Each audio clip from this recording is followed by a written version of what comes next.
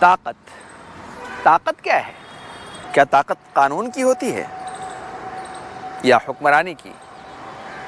طاقت دراصل دو چیزوں کا مرکب ہے، دو چیزوں سے مل کے بنا ہے۔ پہلی چیز ہے علم۔ اگر مختلف علوم کے ذریعے، مختلف علوم و فنون کے ذریعے مختلف جدید وسائل کو اگر آپ کنٹرول کرنے کی صلاحیت رکھتے ہیں، دنیا میں اپنی بالادستی کو قائم کر سکتے ہیں، تو طاقت کا یہ ایک رویہ ہے۔ دوسری چیز، اگر آپ کے پاس دولت ہے تو دولت اور طاقت دونوں مل کر کے طاقت بنتے ہیں، اور جن کے پاس بھی یہ ہے وہی اس دنیا میں قانون بناتے ہیں۔ قانون کی بالادستی نہیں ہوتی، یعنی علم اور دولت مل کر جو طاقت بنتی ہے اس کی بالادستی ہوتی ہے۔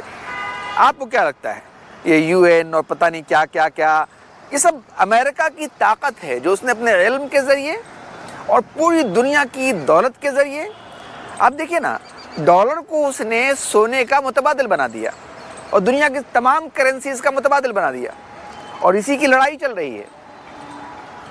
تو طاقت جو ہے اگر آپ کو چاہیے تو اس کے لیے آپ کو علم حاصل کرنا ہوگا، اور علم کے مختلف ذرائع پر ایک خاص طرح کنٹرول کرنا پڑے گا، اور اس کے ساتھ آپ کو دولت اس کو بھی حاصل کرنا پڑے گا۔ دونوں مل کر ہی، جب دونوں چیزیں جب آپ کے پاس ہوں گی تو آپ طاقتور ہیں، اور تبھی آپ دنیا میں کوئی پازیٹیو چینج لا سکتے ہیں۔ اگر اس میں ایمان ہوگا تو مثبت معاملات کو آپ آگے لے کر جائیں گے، اگر ایمان نہیں ہوگا تو امکان ہے کہ آپ انسانیت سے گر جائیں گے اور نفرتوں کی وجہ بن جائیں گے۔ یہاں تو حالات یہ ہیں کہ دنیا میں world war first, world war second میں جس طرح انسانیت کا قتل عام کیا گیا، اس کے بعد آج بھی مختلف ناموں سے دنیا میں جس طرح کی نفرتیں رائج ہیں، ہر شاخ پہ الو بیٹھا ہے، انجام گلستہ کیا ہوگا؟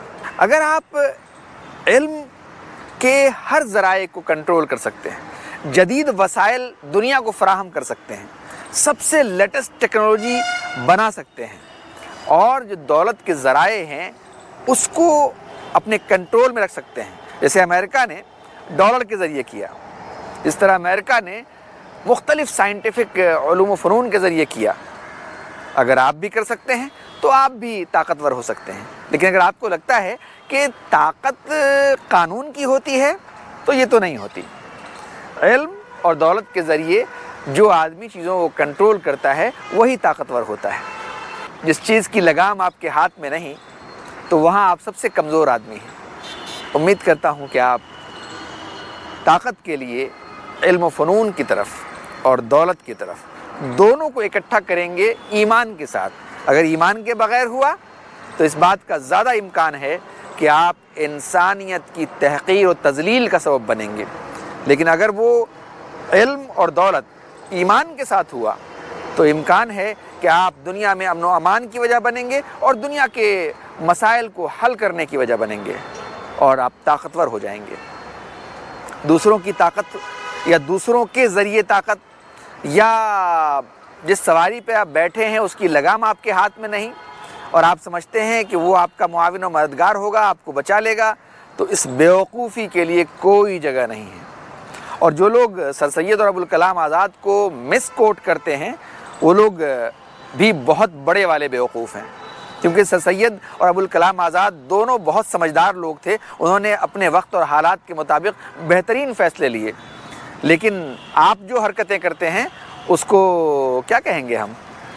اس کو دری بچھانا یا چاٹوکاریتا یا پتہ نہیں جو بھی القاب آپ اپنے لیے چن سکتے ہیں چن لیجئے، لیکن معاف کیجئے گا، آپ اپنے فائدے کے لیے کچھ بھی کر رہے ہوں ان لوگوں کا نام بدنام نہ کیجئے۔